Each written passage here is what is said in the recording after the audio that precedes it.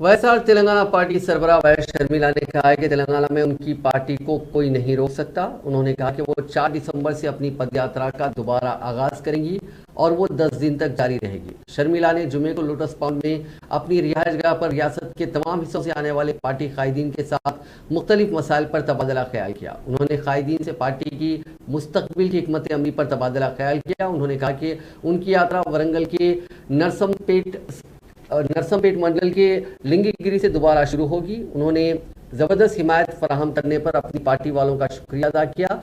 आज YSR Telangana party की तरफ से डीजीपी ऑफिस में आला ओहदेदारों को पदयात्रा के प्लान और उनके आगे के मंसूबों के बारे में वाकिफ करवाया गया।